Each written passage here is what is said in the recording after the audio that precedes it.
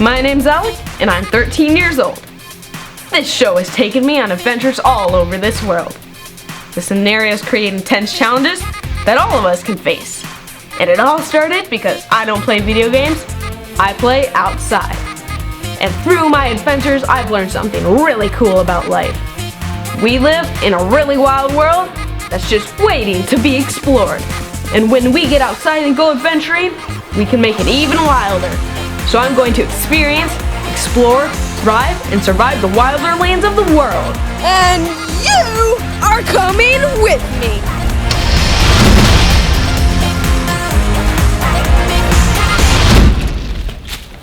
Welcome to northeastern Texas. I've got all my supplies here. I also have a pot, which comes with this little handle so that the lid can turn into a pan. Voila! I, of course, have my trusty fishing rod.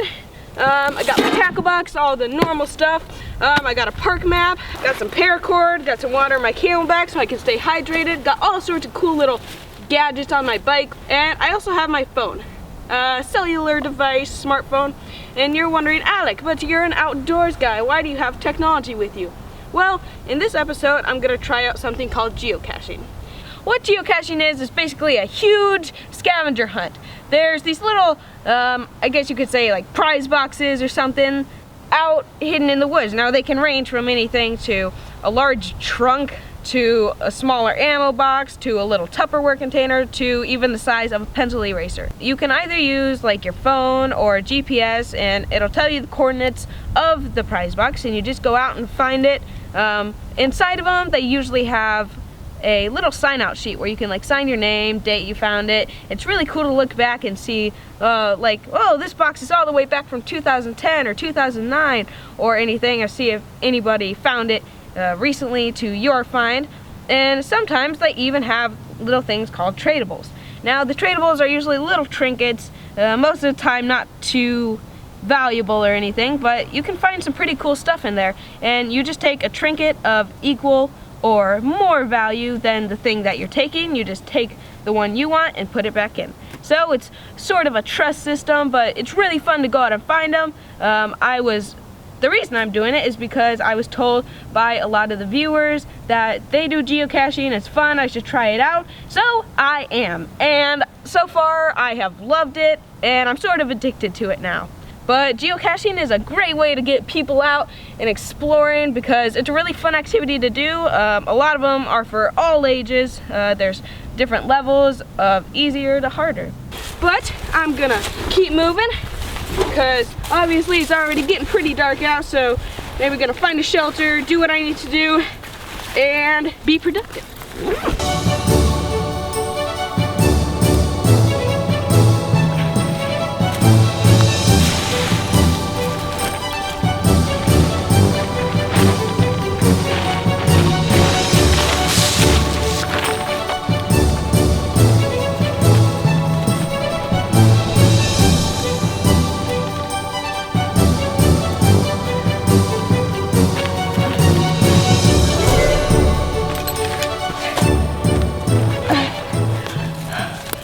Man, let me tell you guys, the sun set fast in this little forest piney area. But I did get my shelter set up.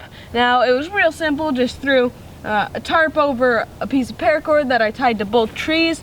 I rolled up the front, so there's a little door, and I stuck the fishing rod through it, so when I go out fishing, nobody comes into my house. And I also had it go longer on this side so it can go all the way back. I set some rocks back there to keep it anchored down and to sort of tighten this roof so there's a little more area. And then I pulled this out so I won't have to sleep on the bare ground. And I stay nice and clean. But I've noticed that in this little forest there are a lot of animal sounds. Now the reason that is because there's these dry leaves everywhere and they crinkle, and crunch and stuff. So when the animals are out there walking around, since there's dry leaves everywhere, a cool thing is that you can hear them walking. I've already heard and seen a few raccoons. There's lots of raccoons here. And another thing this park is famous for is their beavers. I've seen at least 2 beavers already, but man, when they jump in the water, it's like a sonic boom of sharks coming after you. Ah! A couple times I've thought it's a fish and I got really excited, but then I realized it was just a beaver. But those guys are really cool to see swim across. They got their little wood dens and they hide in there. The raccoons too come for your food, so you got to be careful when you're out camping. But now it's time to go off to bed. Good night.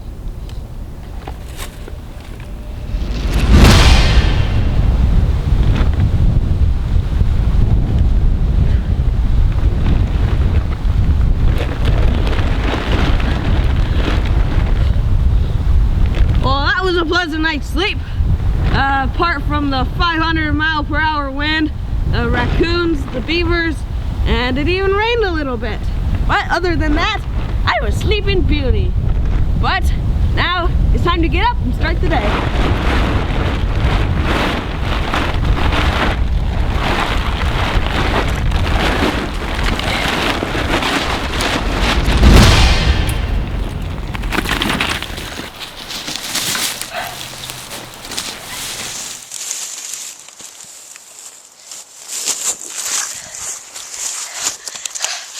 Okay, you guys, so now for some geocaching. Now, again, a quick brief explanation of how geocaching works is someone goes out, hides it, whether they work for the state or if you're eligible for hiding a geocache somewhere in the forest, but they write down the coordinates, and with the thing that I have in my phone, it has the coordinates already logged in, so I just choose a geocache that's near me, and it'll tell me all the information about it, the size, the name, recent logs of people that have found it. So what I have is I've chosen one that's fairly close to me, and I've biked through the forest. This trail is pretty hard. There's lots of hills and rocks, so you got to be really cautious when you're out geocaching because it can be dangerous. Safety first.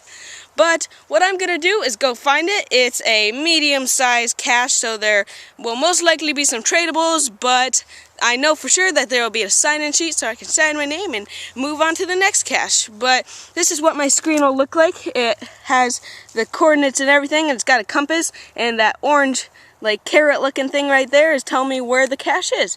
So I'll keep moving, and for your discretion, I guess you say, since geocaching is sort of like a big scavenger hunt, you don't want me spoiling your find. You don't want me showing you where I found it, so I will show you the cache once I find it, and I won't spoil where I found it, but I'll show you what's inside and all that cool stuff. So I'll keep on moving.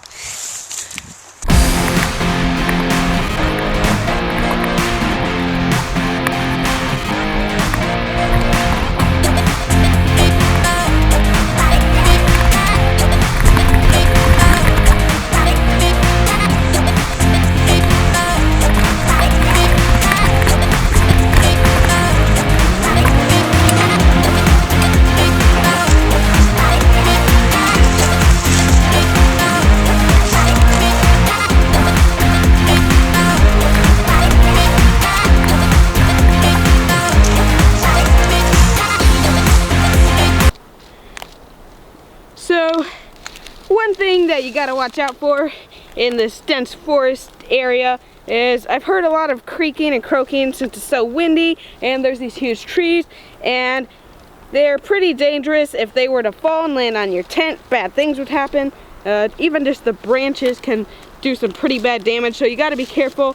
If you're out in this type of area, try not to camp under trees, or try and camp under the sturdiest one if you can't get away from the trees. But just always be cautious.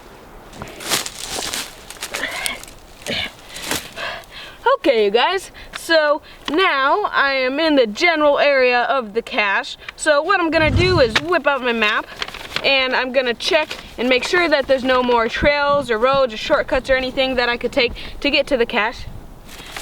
So I'll show you what's up.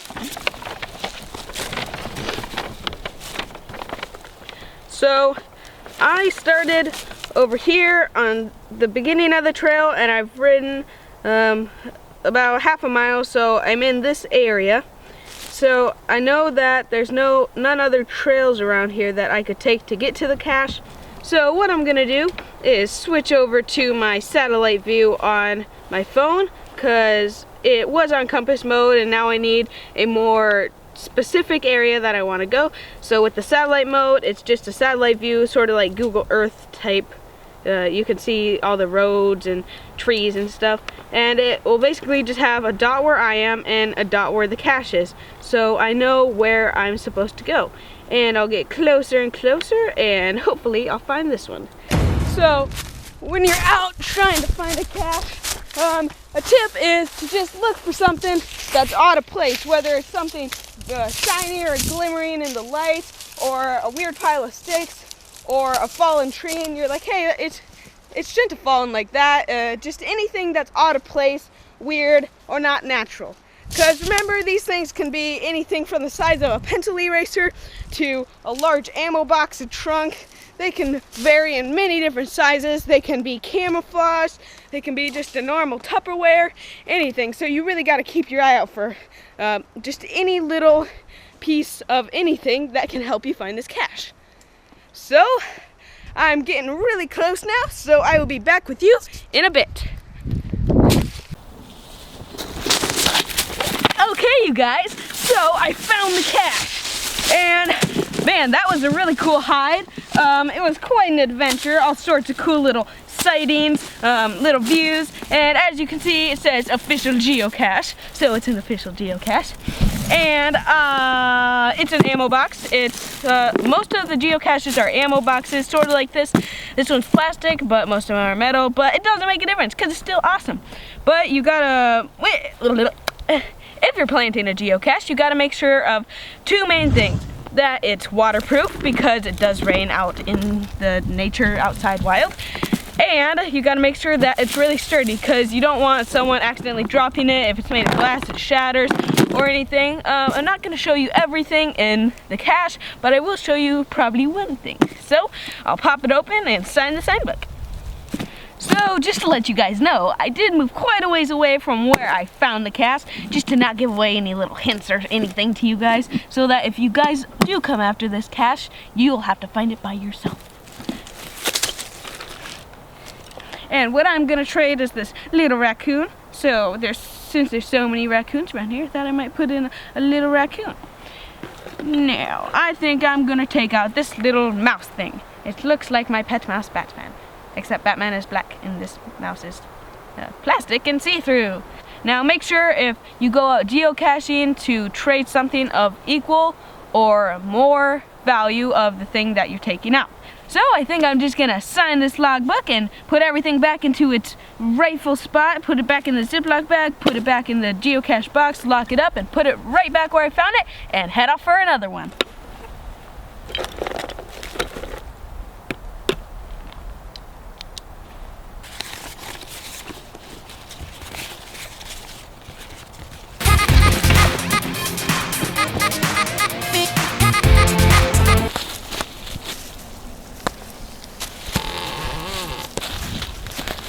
Okay, you guys, so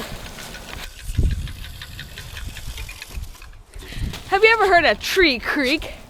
Well, here's a sight. So what happened is this tree here, as you can see, it's mutilated, but it probably rotted away in the center right here because that's the trunk, and it fell in a windstorm or something. So there is the trunk, and it leads all the way up to right there. And if you can see, this little tree right there is holding on to it by like one little branch. So if that little branch wasn't there to catch itself, this tree would be on the ground. Now, when the wind blows, you can actually hear the tree squeak and creak against it, and it sort of sounds like a fart. Haha, it's funny. No, it's not funny. It's dangerous. If this fell on your tent, I don't think the rainfly would be able to hold that up, and bad things would happen. So be cautious. And again, even the branches can cause some damage. And we'll sit here and wait if it makes a creaking sound.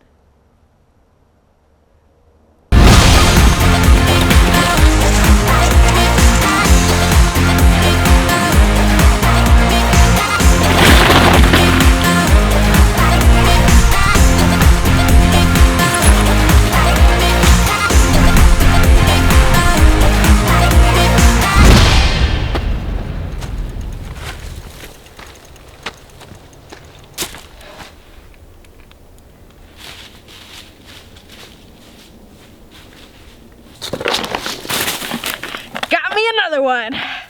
It is watertight by the looks of it, and it's cool. And it does have tradables in it, so I'll trade out something.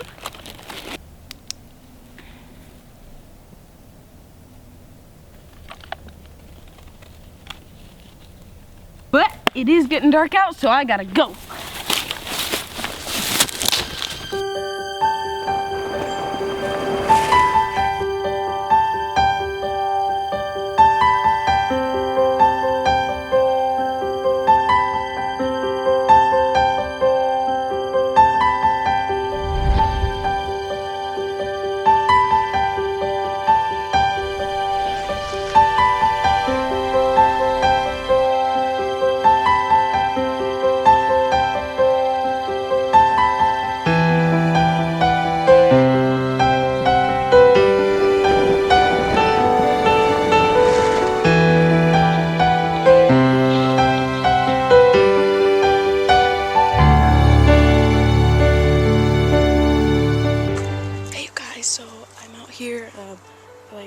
Putting some more cameras and stuff on the bike when this guy started walking down the side of this hilly mountain area, and I'll see if I can catch him.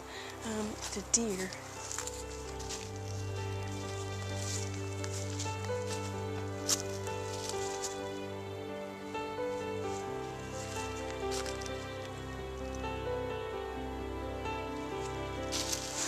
Oh, see me right there.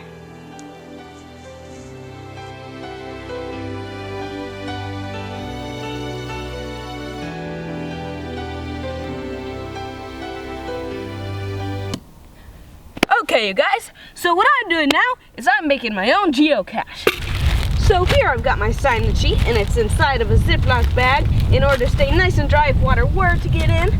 And inside it says, "Congrats on your find. Please feel free to take a photo with the cache and tweet it to @AlecWilderland. Thanks.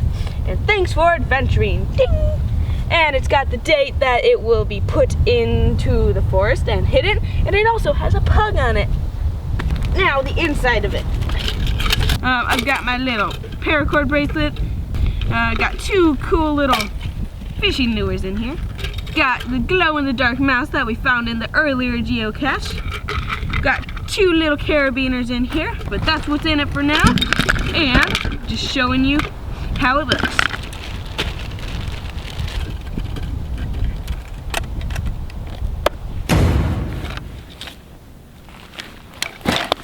Okay, you guys, so now for the art of hiding a geocache. Now, when you're hiding a geocache, you gotta make sure of two things. One, you gotta make sure that the geocache is hidden, it's not sitting in plain sight. And two, that you need to have it findable by people, because you don't wanna have it so hidden that no one ever finds it. And now I'll give you a couple of examples since the idea is hard to grasp with my cache.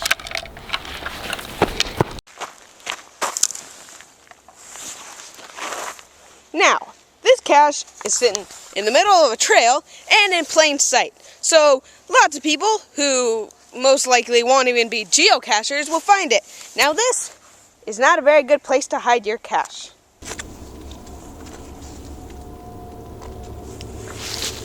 And this is also not a good spot to hide your cache. And this is also not a good spot to hide your cache. For one, this cache is in plain sight and everyone will see it.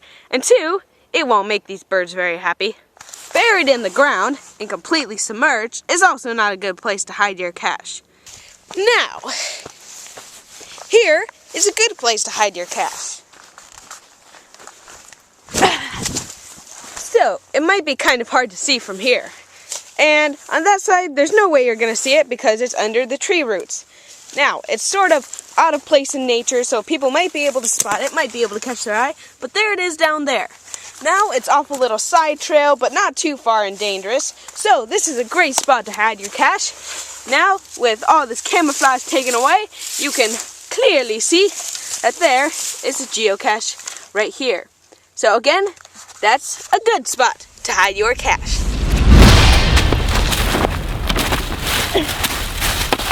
Let me tell you guys, that was a wild adventure.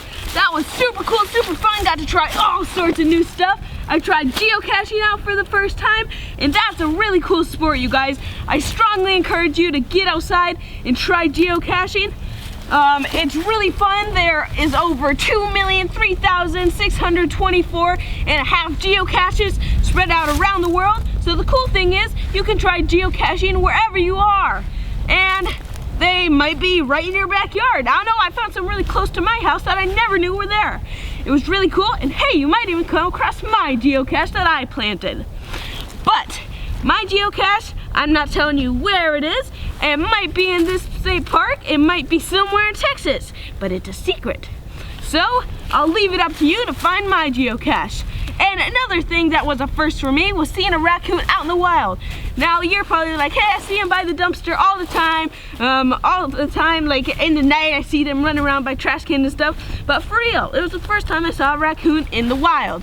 And he was a little tiny bubba. He was hanging onto a tree, and he was sitting on the tree. He was looking at me like, what are you doing?